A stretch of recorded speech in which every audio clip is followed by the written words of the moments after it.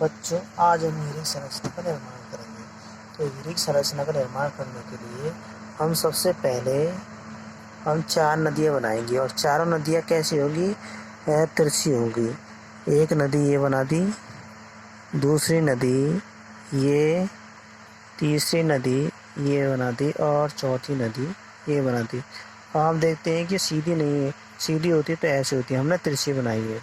अब तिरछी बनाने के बाद हम देखते हैं कि प्रत्येक नदी से 2 धाराएं निकलेंगी। एक धारा थोड़ी ऊपर करती हुई और एक धारा नीचे करती हुई।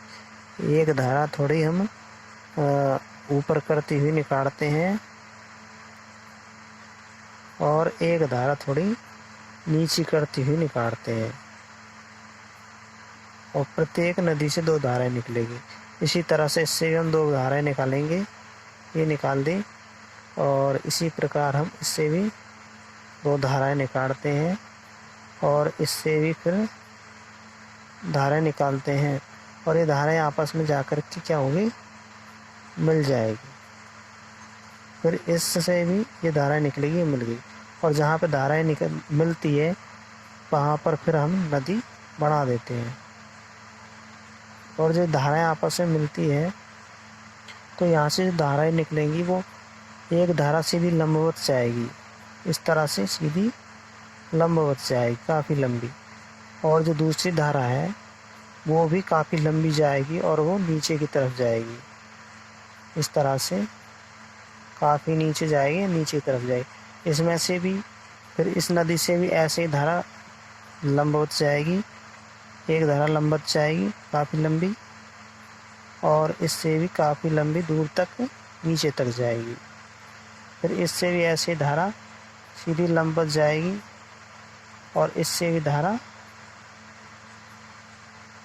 इनको मैं सही बराबर से कर देता हूँ, और फिर इससे भी धारा नीचे तक काफ़ी दूर तक जाएगी।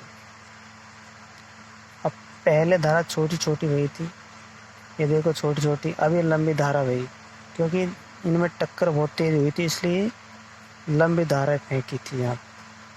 अब यहाँ पर भी क्या करेगी? अभी ज़मीन पे आ गई और यहाँ पर क्या करेगी? ज़मीन पर आने के बाद यहाँ पर भी एक नदी बन जाएगी फिर इनकी, और फिर यहाँ पे 4 नदियाँ थी, टकराने के बाद में 3 नदियाँ बन गई, 3 नदियाँ नीचे की तरफ बही, और फिर तीनों नदियाँ फिर आपस में एक दूसरे से मिलेंगी। तो मिलेंगे तो उसी तरह से यहाँ से जैसे 2 धाराएं निकली थी उसी तरह से यहाँ से 2 धाराएं निकलेंगी। तो ये बड़ी धारा को तो हम दिखाएंगे नहीं, इस वाली धाराओं को दिखाएंगे। ये धारा ये निकली और इधर से ये धारा निकली, ये आपस में मिलेंगी, तो जहाँ पर मिलेगी वहाँ पर हम फिर एक नदी बना देंगे। इसी तरह से इससे 2 धाराएं निकलेंगी, ये निकली और इससे भी इधर निकल गई, और यहाँ पर भी हम एक नदी बना दी। और हमने बताया था कि जहाँ पर जो छोटी धाराएं मिलती है वहाँ पर तेज विस्फोट होता है, अर्थात लंबी धाराएं निकलती टकराने के बाद। तो यहाँ से हम क्या करेंगे? लंबी धारा निकाल देंगे, ये लंबी धारा निकाल दी, और नीचे की तरफ भी लंबी धारा निकाल देंगे। फिर यहाँ से भी हम लंबी धारा निकालेंगे और नीचे की तरफ भी लंबी धारा निकाल देंगे। फिर यहाँ नीचे ज़मीन पर बहने के बाद में फिर ये धाराएं सिंगल धाराओं बदल जाती हैं। फिर ये धाराएं फिर यहाँ 4 धाराएं थी, 4 नदियाँ थी, 4 नदियों 2 धारा निकली, और आगे चल कर के 3 नदियाँ बना ली। 4 नदियों ने 3 नदियाँ बना ली। फिर 3 नदियों फिर नीचे की तरफ बही, और नीचे की तरफ बहने के बाद में फिर समतल में आई, समतल में आने के बाद फिर आपस में मिलेगी, फिर 2 नदियाँ बन जाएंगी। फिर दोनों नदियाँ फिर नीचे समतल में बहेगी, समतल में आने के बाद फिर ये दोनों आपस में इसी तरह से 2 धाराएं निकालेगी। एक धारा जो इस इधर की तरफ जाते है उसको दिखाते नहीं हैं हम, और यहाँ जा कर के फिर ये एक सिंगल नदी बन जाती है, और सिंगल नदी फिर नीचे की तरफ बहती जाती है और एक ऊपर की तरफ भी जाती है, जिसको हम क्या करते हैं चित्र में दिखाया नहीं गया। फिर ये सिंगल नदी, इस तरह से 4 नदियाँ निकल कर के लास्ट में जा कर के सिंगल नदी का रूप ले लेती है। अब इस तरह से जिस तरह से हमने यहाँ पे ये नदियाँ बनाई थी, इसी तरह से ऊपर भी इधर बनाते हैं हम नदियाँ। अब यहाँ पे हम ये ऊपर नदी बना दी, यहाँ भी नदी बना दी और इधर भी। अब यहाँ से भी जैसे यहाँ पे 2 धाराएं बही थी उसी तरह से इधर भी हम 2 धाराएं निकालेंगे। तो इधर की जो धारा है उसको तो हम दिखाएंगे नहीं, जैसे हमने छोटी छोड़ दी थी इस तरह से इसको भी छोड़ देंगे और इधर से दूसरी धारा है उसको ठीक से दिखा देंगे और यहाँ की धारा को भी दिखा देंगे और यहाँ आपस में मिल जाएंगी। और मिलने के बाद में फिर यहाँ पे वैसे ही विस्फोट होगा तो एक सीधी लंबी धारा निकलेगी ऊपर की तरफ और एक लंबी धारा नीचे की तरफ आएगी।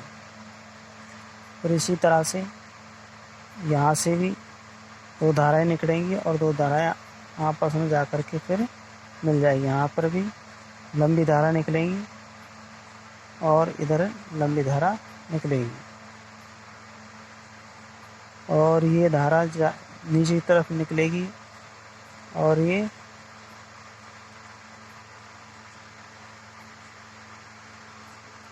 इसमें जा कर के मिल जाएगी। यहाँ पर ये जो नदी बनाई थी इसमें जा कर के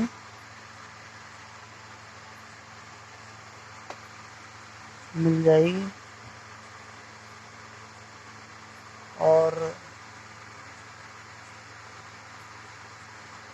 सॉरी, ये जो नदी है ये ऊपर नहीं जा कर के इसमें मिलेगी इस वाली धारा में, और जो ऊपर वाली है वो इसमें आकर के मिल जाएगी। फिर यहाँ से भी उसी तरह से बहेगी, ये दोनों आपस में जा कर के जिस तरह से नीचे की हमने नदी बहाई थी 4 बाड़ी, अब यहाँ से हम 3 नदियों को बहाएंगे। 3 नदियाँ 2 में बदल 2 नदियों में बदल गई, दोनों नदियाँ नीचे की तरफ बहती है और बहने के बाद फिर आपस में मिल जाती है। और मिलने के बाद फिर वैसे ही होता है जैसे एक लंबी धारा ऊपर की तरफ और एक लंबी धारा नीचे की तरफ जाती है और नीचे की तरफ जाने के बाद में ये धारा इसमें आकर के मिल जाती है।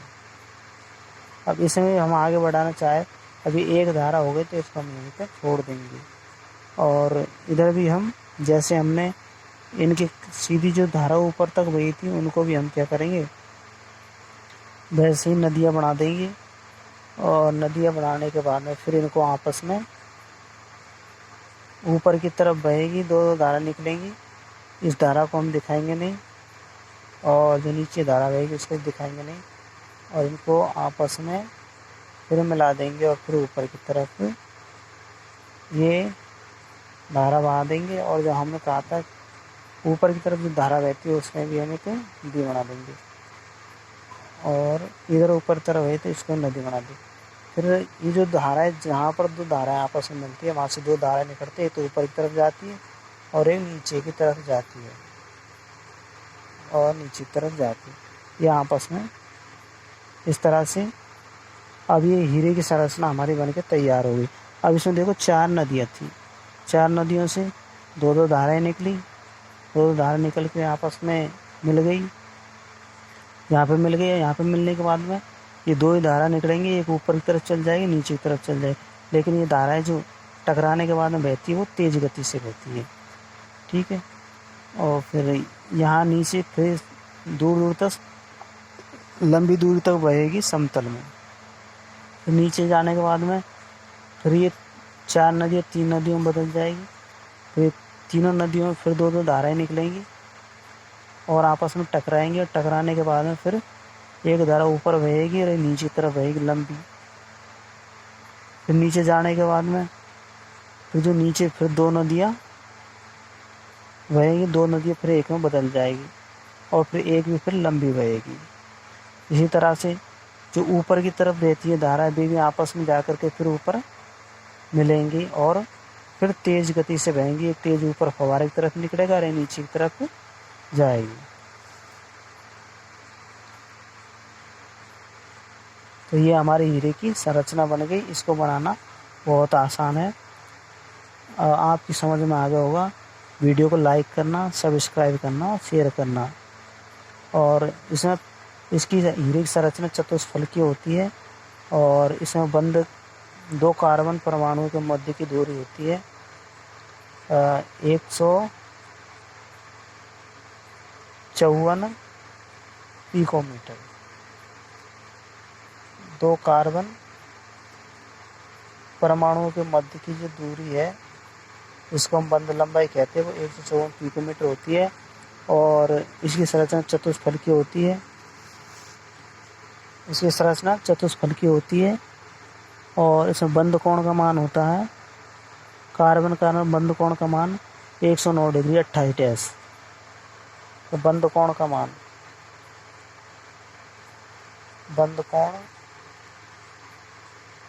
109 डिग्री 28 डैश होता है, 109 डिग्री 28 डैश।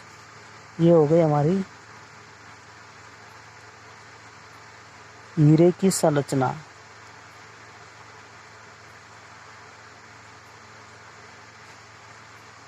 ठीक है बच्चों, हीरे की संरचना बनाना आसान होता है, इसमें घबराने की कोई आवश्यकता नहीं है। और ये जो बीच में जो लाइन खिंच गई थी, ये दरअसल में मिस्टेक हुई थी। ये यहाँ पे ऐसे जाएगी और ये यहाँ पे ऐसे जाएगी, ये ऐसे नहीं जाएगी, यहाँ तक जाएगी। अब आपने वीडियो को अच्छा लगे तो इसको लाइक करना, शेयर करना और सब्सक्राइब करना। ओके।